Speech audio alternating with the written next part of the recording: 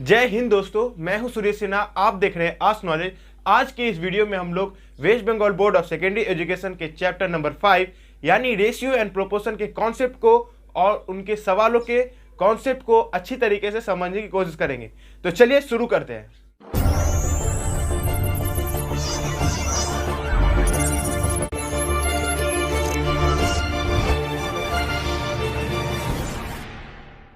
तो दोस्तों, रेशियो क्या होता है? रेशियो यानी कि it is the relation between two things with same unit. इसका क्या मतलब है? रेशियो यानी कि हमारे पास मान लीजिए 5 बॉयज है, बॉयज 5 है और गर्ल्स 10 है। तो नंबर ऑफ बॉयज और नंबर ऑफ गर्ल्स के बीच में क्या रिलेशन है, इसको हम लोग स्टैब्लिश कैसे करते हैं? रेशियो के मदद से करते हैं। रेशियो होता क्या है? रेशियो होता है कोई एक चीज और कोई दूसरे चीज के बीच में क्या रिलेशन है, वो रेशियो से हम लोग को पता चलता है। तो मान लीजिए नंबर ऑफ बॉयज 5 है और नंबर ऑफ गर्ल्स 10 है, तो इसको अगर हम लोग आपस में डिवाइड करेंगे, यानी कि रेशियो का सिंबल दे करके इसको डिवाइड करेंगे, 5 के टेबल से ये 1 टाइम्स में कैंसिल हो जाएगा और ये 5 के टेबल्स में 2 टाइम्स में कैंसिल हो जाएगा। इसका मतलब है कि जहां पे कोई भी जगह पे 2 गर्ल्स है, उसके जगह पे 1 बॉय उपस्थित है, यानी कि 2 गर्ल्स के प्रेजेंट होने पे 1 बॉय का प्रेजेंट होना निश्चित है। इस रेशियो के मदद से हम लोग बहुत सारे अलग अलग चीज़ों के बीच में रिलेशन स्थापित करते हैं और परसेंटेज भी कैलकुलेट करने में आसानी होता है। तो चलिए हम लोग देखते हैं। मान लीजिए हमारे पास यही सवाल है कि एक क्लास में 1:2 बॉयज और गर्ल्स का रेशियो है, तो बताइए कि बॉयज कितने अनुपात यानी कि परसेंटेज में प्रेजेंट है क्लास में। तो हम लोग क्या करेंगे, बॉयज 1 है और गर्ल्स 2 है, तो टोटल कितना संख्या हो जाएगा? 1 + 2 टोटल 3 संख्या हो जाएगा। और बॉयज कितने हैं? 1 है, तो 1/3 × 100 कर देने से यानी कि 33.33% बॉयज की संख्या हो जाएगी क्लास में। तो रेशियो की मदद से हम लोग परसेंटेज में भी जाने का कोशिश कर सकते हैं। अब रेशियो ये हम लोग तो समझ लिए कि ये रिलेशन स्थापित करता है कोई भी 2 चीज के बीच में, लेकिन वो 2 चीज जो होती है उसका यूनिट हमेशा सेम होना चाहिए। Between 2 things with same unit, इसका क्या मतलब है? यूनिट सेम होने का क्या मतलब है? मान लीजिए आपके पास 1 किलोमीटर है और 50 मीटर्स है, तो इस दोनों के बीच में क्या है? हमारे पास 1 किलोमीटर और 50 मीटर्स है। तो इन दोनों के बीच में अगर हम लोगों को रेशियो निकालने के लिए बोला जाए कि इन दोनों का रिलेशन निकालिए, तो इन दोनों को रिलेशन हम लोग निकालेंगे कैसे? 1 किलोमीटर है और 1 मीटर है, तो इन दोनों के बीच में कोई रिलेशन नहीं होगा। लेकिन जब हम इस किलोमीटर को मीटर में कन्वर्ट कर लेंगे, 1 किलोमीटर = 1000 मीटर में कन्वर्ट कर लेंगे, ये भी मीटर में हो गया और ये तो मीटर में था ही, तब इन दोनों के बीच में हम लोग रेशियो कैलकुलेट कर सकते हैं। तो अगर हमको इसका रेशियो कैलकुलेट करना हो तो 1000:50 लिख लेंगे हम लोग। 0 से ये 0 कैंसिल हो गया, 5 के टेबल्स में ये 20 टाइम्स कैंसिल हो गया, तो 20:1 का हमारे पास रेशियो निकल के आएगा। रेशियो में जो पहला वाला पार्ट होता है, जैसे कि हमारे पास एक एग्जाम्पल में रेशियो है 20:1, जो पहला वाला पार्ट होता है इसको हम लोग कहते हैं एंटीसीडेंट रेशियो। ये रेशियो का साइन है, इससे पहले में जो होता है उसको हम लोग कहते हैं एंटीसीडेंट, और इसके बाद वाले पार्ट में जो होता है उसको कॉन्सिक्वेंट कहते हैं। एंटीसीडेंट और कॉन्सिक्वेंट, तो हमारे पास जो रेशियो में समान होता है उसमें पहला वाला पार्ट एंटीसीडेंट, फिर रेशियो का साइन दिया जाता है और कॉन्सिक्वेंट लिखा जाता है।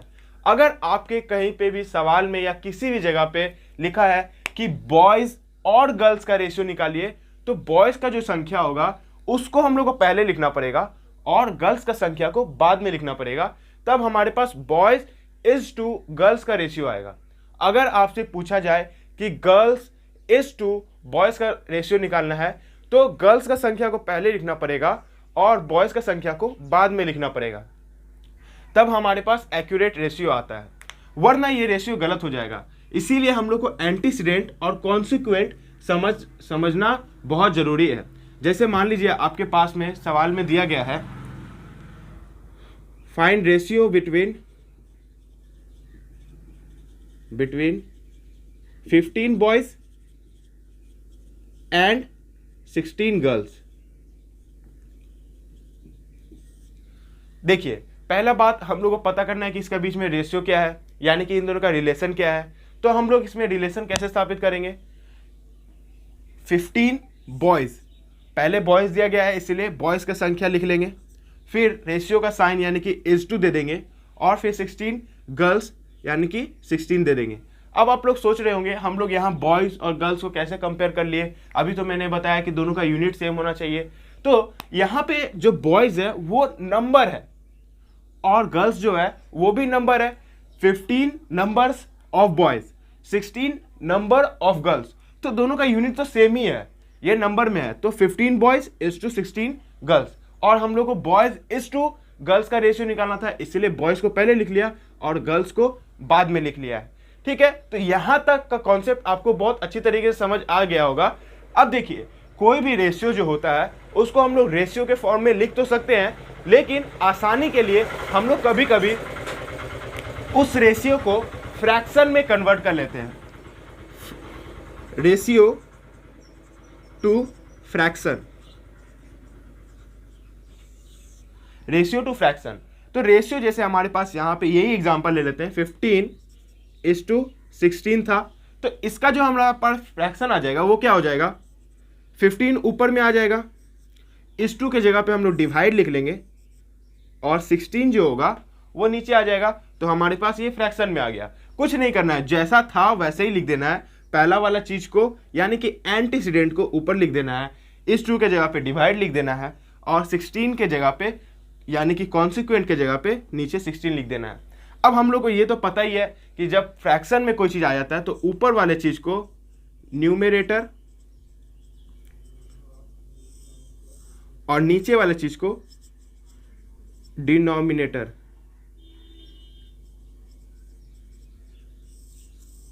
ये दो चीज कहते हैं। बस इसका नाम चेंज हो गया, ये एंटीसीडेंट बन गया न्यूमरेटर और कॉन्सिक्वेंट बन गया डिनोमिनेटर। तो दोस्तों यहां तक आपको समझ में आ गया होगा। चलिए आगे बढ़ते हैं।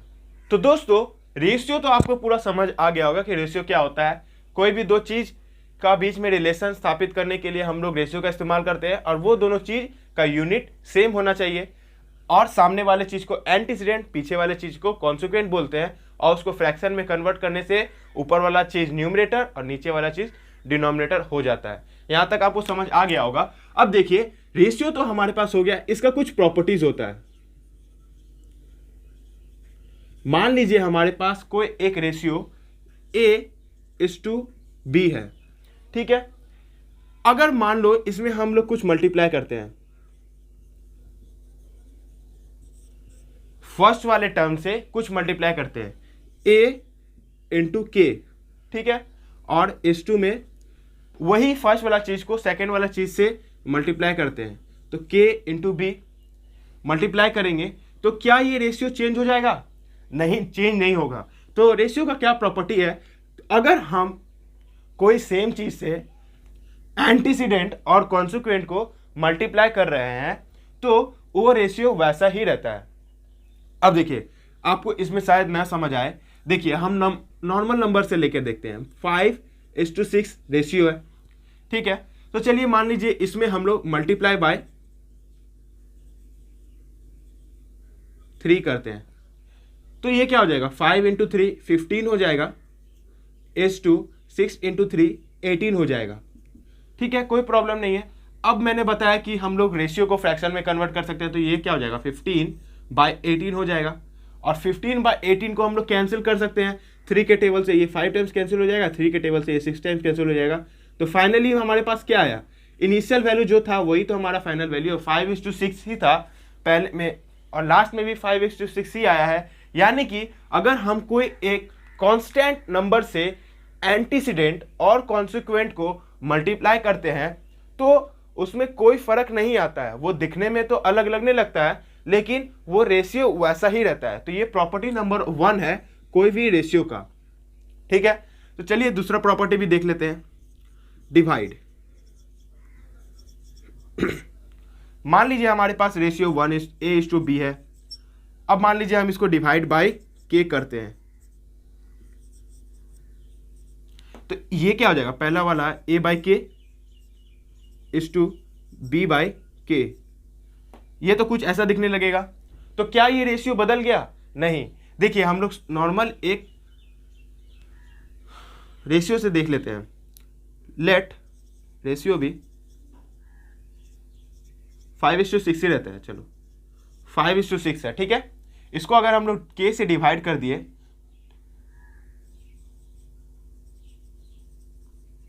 अगर मान लो इसको K से हम लोग डिवाइड कर दिए तो क्या हो जाएगा, 5/K/6/K, ठीक है। इस चीज को अगर हम लोग कन्वर्ट करके लिखे तो कैसे हो जाएगा, 5/K/6/K, यानी कि 5/K, K ऊपर चले जाएगा और 6 नीचे आ जाएगा, तो ये K और K कैंसिल हो गया, फिर 5/6 ही आ जाएगा, यानी कि हमारे पास 5:6 ही आ जाएगा। जो पहले में हमारे पास वैल्यू था 5:6, वही हमारे पास आखिरी वैल्यू यानी कि 5:6 आया है। यहाँ से हम लोग को ये समझ में आता है कि हमारे पास अगर कोई कांस्टेंट नंबर हो और हम उसके रेशियो में एंटीसीडेंट में उससे डिवाइड कर दें और कॉन्सिक्वेंट में भी उसी चीज़ से डिवाइड कर दें, तो हमारे पास रेशियो कुछ बदलता नहीं है, उसका रूप दिखने में अलग लगने लगता है लेकिन वो बदलता नहीं है।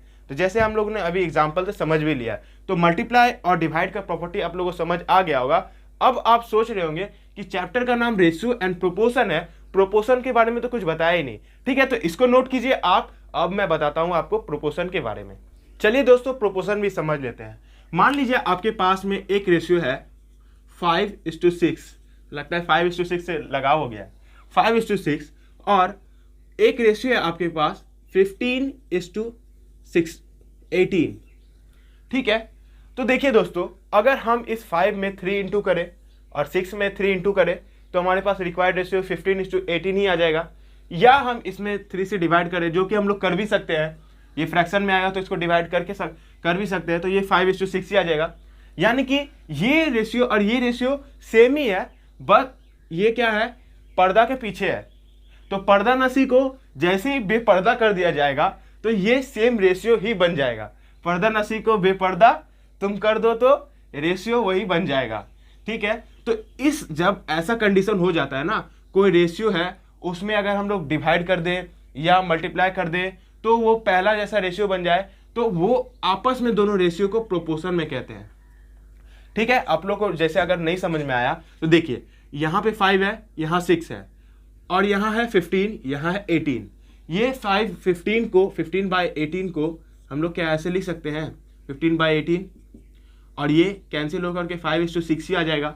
तो हमारे पास 5:6 हम लोग बोल सकते हैं इक्वल्स टू 5:6 है, ठीक है। इक्वल्स टू तो बोल सकते हैं, मतलब ये चीज़ इसके बराबर है, इक्वल्स टू का मतलब तो वही होता है कि ये बराबर है। लेकिन रेशियो के हम लोग मेथड में कभी इक्वल टू का इस्तेमाल नहीं करते हैं, हम लोग करते हैं प्रोपोर्शन साइन का इस्तेमाल। ये है प्रोपोर्शन का साइन,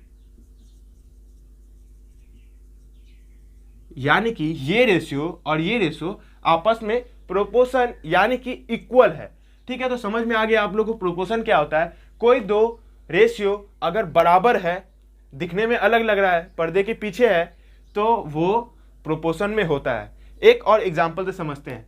मान लीजिए आपके पास 20:4 है और यहाँ पे आपके पास है 5:1, ठीक है।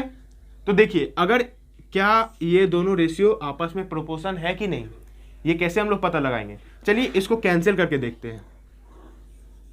ये अगर कैंसिल हो जाएगा 4 के टेबल में, इसको कैंसिल करेंगे तो ये 4 के टेबल से 5 टाइम्स, 4 के टेबल से 1 टाइम्स, तो ये 5:1 बन जाएगा, और ये 5:1 तो है ही, तो ये आपस में प्रोपोर्शन में है। ये तो एक तरीका हो गया, हम लोग कैंसिल करके निकाल लेते हैं। एक और तरीका है प्रोपोर्शन का हम लोग को निकालने का, वो भी सीख लेते हैं। चलो मान लीजिए ये 20:4 है और यहाँ पे 5:1 है, ठीक है। तो आपस में ये दोनों रेशियो प्रोपोर्शन में है या नहीं, इसको निकालने का क्या तरीका होता है। ये जो पहला वाला टर्म है, ठीक है, और ये जो लास्ट वाला टर्म है, इसको आपस में इंटू करना पड़ता है।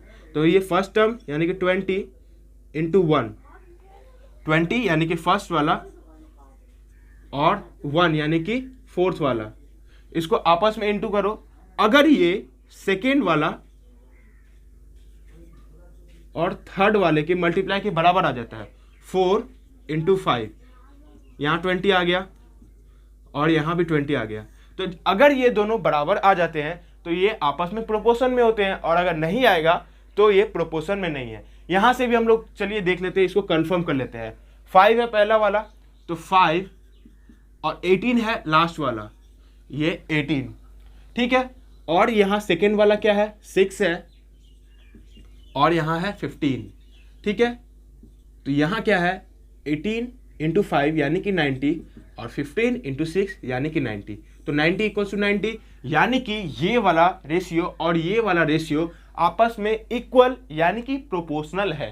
तो यहाँ से आप लोग को प्रोपोर्शनैलिटी का कॉन्सेप्ट पूरा अच्छी तरीके से समझ में आ गया होगा। प्रोपोर्शन क्या होता है वो भी आपको समझ में आ गया होगा, और उसको कैसे करके हम लोग पता करते हैं कि कोई दो रेशियो प्रोपोर्शन में है या नहीं, ये भी समझ में आ गया होगा। एक तरीका ये है, फर्स्ट और लास्ट को इंटू करो, equals to second into third का मल्टीप्लाई अगर बराबर आ जाता है तो वो लोग प्रोपोर्शन में है। और दूसरा तरीका है, उसको कैंसिल कर लो, अगर ये रेशियो को उसके रेशियो के जैसे दिखाना जा सकता है तो ये दोनों आपस में प्रोपोर्शन में है। तो आप लोगों को समझ आ गया होगा। तो चलिए आगे बढ़ते हैं हम लोग। चलिए दोस्तों समझ लेते हैं ratio of equality, ratio of less equality of ratio of greater inequality क्या होता है, ठीक है। तो ये होता क्या है, इतना बड़ा बड़ा जो कॉन्सेप्ट है ना, ये बहुत बेकार है, ये जो लिखा हुआ है बहुत बेकार है। बस आपको थोड़ा सा छोटा सा कॉन्सेप्ट का जरूरत है और आप इस चीज को समझ जाइएगा। हम यहाँ पे आपके पास में 4 रेशियो लिखेंगे, 3:4, इसको 3:3 कर लेते हैं, चलो 3:4, 3:2, ठीक है। तो देखिए कुछ समझ नहीं आया अभी तक, रेशियो लिखा है बस, कुछ नहीं समझ में आया। अब इक्वालिटी का मतलब क्या होता है, जब एंटीसीडेंट और कॉन्सिक्वेंट बराबर हो तो इक्वल हो गया, तो ये रेशियो ऑफ इक्वालिटी बन जाता है। जब हमारे पास एंटीसीडेंट यानी कि न्यूमरेटर और कॉन्सिक्वेंट यानी कि डिनोमिनेटर इक्वल है, यानी कि इन दोनों को डिवाइड करने से हमारे पास 1 आ जाए, तो ये रेशियो ऑफ इक्वालिटी कहा जाता है, ठीक है। अब रेशियो ऑफ लेस इक्वालिटी क्या होता है, मान लीजिए हमारे पास ये रेशियो है, इसको अगर हम लोग कर दे डिवाइड 3/4, तो क्या ये डिवाइड करने से 1 से बड़ा आएगा, नहीं। 3/4 को जब डिवाइड कीजिएगा तो आपके पास 0.75 आएगा। तो 3/4 को डिवाइड करने से 0.75 आया, और 0.75 तो 1 से बड़ा नहीं होता है, तो ये रेशियो ऑफ लेस इनइक्वालिटी हो जाएगा। बोलने का क्या मतलब है, जब कोई भी रेशियो का एंटीसीडेंट को कॉन्सिक्वेंट से डिवाइड करा जाता है और डिवाइड करने से जो वैल्यू आता है वो वैल्यू अगर 1 से छोटा हो तो वो रेशियो ऑफ लेस इनइक्वालिटी हो जाता है। अगर रेशियो को डिवाइड करने पे 1 आ जाता है तो रेशियो ऑफ इक्वालिटी होता है।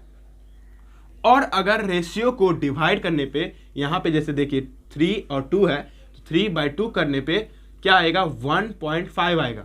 तो ये तो 1 से बड़ा आ गया, तो जैसे ही 1 से ग्रेटर आ जाएगा तो उसे रेशियो ऑफ ग्रेटर इनइक्वालिटी कहते हैं। यही चीज को हम लोगों ने सिंबल के फॉर्म में लिखा है, a/b को डिवाइड करो, अगर 1 आ गया तो रेशियो ऑफ इक्वालिटी हो जाता है।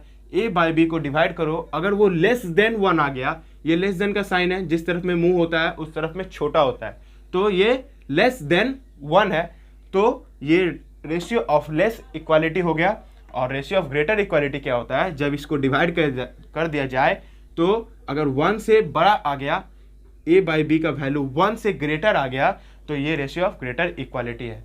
नॉर्मल हम लोगों ने 3 रेशियो लेकर के इस कॉन्सेप्ट को समझ लिया है। तो चलिए दोस्तों आगे बढ़ते हैं। दोस्तों चलिए आगे समझते हैं duplicate ratio, triplicate ratio, inverse ratio और मिक्स रेशियो या कंपाउंड रेशियो क्या होता है। चलिए इसको समझ लेते हैं। मान लीजिए हमारे पास एक रेशियो है a/b। अगर इसका डुप्लीकेट रेशियो बनाना हो तो हम लोग क्या करेंगे, पहला वाला टर्म का स्क्वायर कर देंगे, दूसरा वाला टर्म यानी कि कॉन्सिक्वेंट का भी स्क्वायर कर देंगे, तो ये बन जाएगा हमारे पास डुप्लीकेट रेशियो। कोई प्रॉब्लम नहीं है। एंटीसीडेंट का स्क्वायर कर दो, इस टू डाल करके कॉन्सिक्वेंट का स्क्वायर कर दो, तो हमारे पास डुप्लीकेट रेशियो आ जाता है। डुप्लीकेट यानी कि हम लोग उसका डबल कर रहे हैं, डुप्लीकेट डबल, तो डबल किस में क्या आता है, स्क्वायर में क्या आता है, इसीलिए 2 का इस्तेमाल किया जा रहा है। ठीक है, अब ट्रिप्लीकेट एस टू बी हमारे पास अगर है, ट्रिप्लीकेट करना है, ट्रिपल का मतलब होता है 3, तो कॉन्सिक्वेंट और एंटीसीडेंट, कॉन्सिक्वेंट का भी क्यूब कर दो और एंटीसीडेंट का भी क्यूब कर दो, तो हमारे पास आ जाएगा इसका ट्रिप्लीकेट रेशियो। तो यहाँ हो गया ट्रिप्लीकेट रेशियो। चलो एक एग्जांपल से समझ लेते हैं। यहाँ पे मान लो हमारे पास 5:6 है, इसका अगर डुप्लीकेट रेशियो होगा तो 5 का स्क्वायर 25 और 6 का स्क्वायर 36 हो जाएगा। अगर वही रेशियो 5:6 है, अगर हम लोग को ट्रिप्लीकेट रेशियो निकालना है तो 5 का क्यूब 125 और 6 का क्यूब 216 हो जाएगा आपस में रेशियो। तो डुप्लीकेट और ट्रिप्लीकेट रेशियो समझ में आ गया।